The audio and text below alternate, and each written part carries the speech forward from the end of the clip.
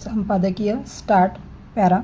सरत्या आठवड्यात 3 महत्त्वाच्या भारतीय कंपन्यांचे आर्थिक तपशील जाहीर झाले.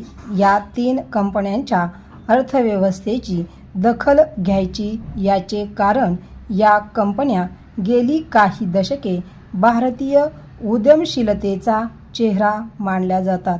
तथापि हा चेहरा काळवंडल्याचे ताज्या आकडेवारीवरून दिसून येते.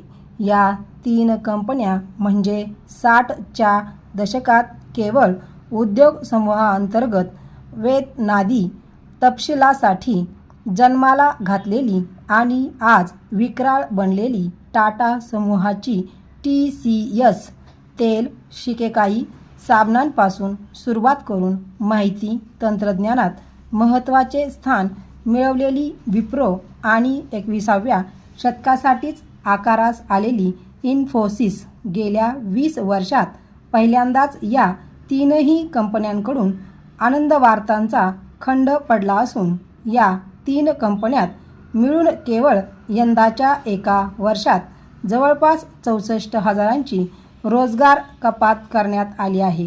2023 या वर्षात गुगल, मायक्रोसॉफ्ट, अमेझॉन, शॉपिफाय आदी जागतिक स्तरावरील महाकंपन्यांतून 2 लाखभर कर्मचाऱ्यांस निरोप दिला गेला. यातील जवळपास 60,000 जण भारतीय होते आणि यातील काही बड्या कंपन्यांचे प्रमुख भारतीय वंशाचे असणे ही गोष्ट भारतीयांचे रोजगार वाचवण्यास पुरेशी नव्हती. ते अर्थातच अमेरिका वा युरोप या देशांत झाले. तथापि TCS, विप्रो वा इन्फोसिस या कंपन्यांचे ताजे संदर्भ हे भारतीय उद्योगासंदर्भातील आहेत. मागणीचा अभाव हे समान कारण या 3ही कंपन्यातील अकसत्या रोजगारांच्या मुळाशी असून आगामी वर्ष व्यवसाय वृद्धीच्या अनुषंगाने यथातथाच असेल असेच या 3ही कंपन्यांकडून ध्वनित होते. हा तपशील सर्वार्थाने दखलपात्र. पॅरा.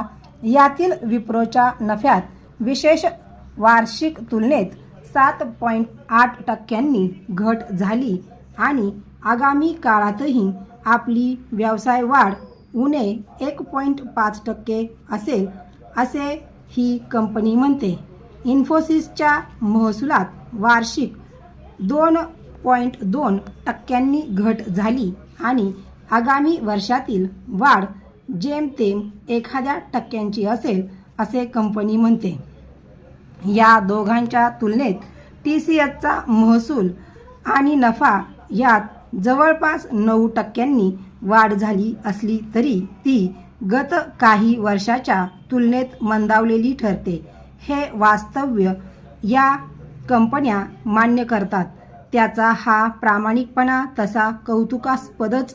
हार्डवेअरपेक्षा तू सॉफ्टवेअरच्या क्षेत्रात जा कारण त्याला मागणी चांगली आहे असे निरर्थक सल्ले घराघरातून आपल्या सुपुत्र सुपुत्रीस देणारे पालक या देशात ठासून भरलेले असताना या कंपन्या म्हणजे व्यवसायाचा आणि म्हणून रोजगार भरतीचा अमरपठ्ठा घेऊन आल्या आहेत असेच मानले जात होते. त्यामुळे माहिती तंत्रज्ञान क्षेत्रात प्रवेश घेणाऱ्या विद्यार्थ्यांची भरताड आपल्याकडे होत गेली. आज स्थिती अशी की जगात या क्षेत्रातील सर्वाधिक अभियंते हे भारतात आकारास येतात. Over stop.